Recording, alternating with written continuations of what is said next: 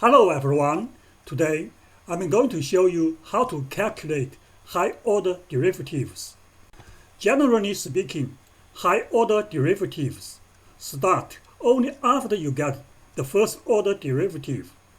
For any function yx or fx, the first-order derivative has a notation y prime or fx prime or dy divided by dx, which equals limit function value at x plus h minus function value at x divided by h, with h approaches to 0.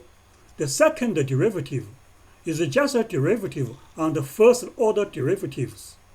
So the second-order derivative has a notation y double prime or fx double prime or dy squared divided by dx squared equals the derivative on the first-order derivative functions.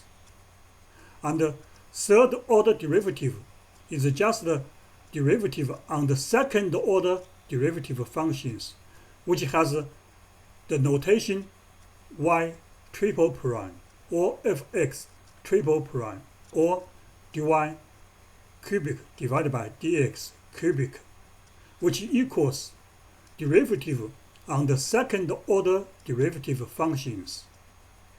So we can keep on going to get nth-order derivative, which has a notation yn prime or fx n prime or dy power of n divided by dx power of n equals the derivative on n-1 order derivative functions.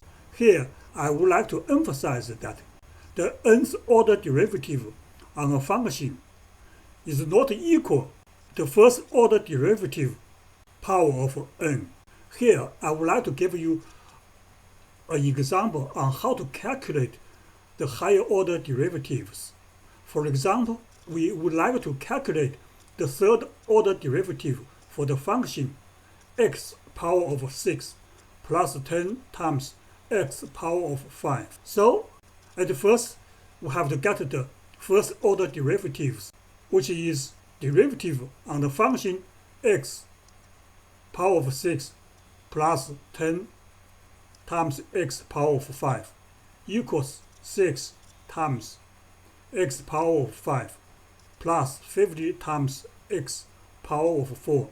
Then we have to get the second derivative, which is the derivative on the first-order derivative function. So the first-order derivative function is 6 times x power of 5 plus 50 times x power of 4. So the second-order derivative equals the derivative on the first-order derivative function. Here it is. After derivative, we can get 30 times x power of 4 plus 200 times x power of 3. So now we can calculate the third-order derivative, which is the derivative on the second-order derivative functions.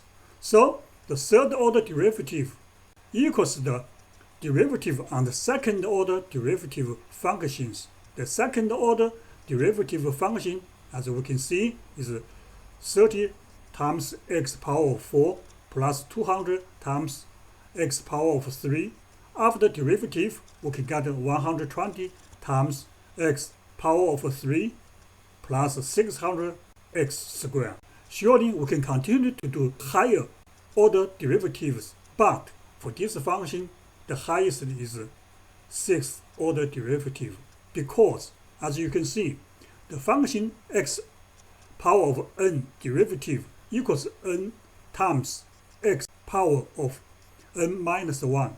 As you can see, after one derivative, the exponents decrease by 1. So if the function has exponent of n, then it can only have nth order derivative. Here, the function xn, nth order derivative in fact equals n exclamation. For the higher order derivative for the function xn, the value equals 0, because the nth order derivative already is a constant. This is all for today. Thank you for watching.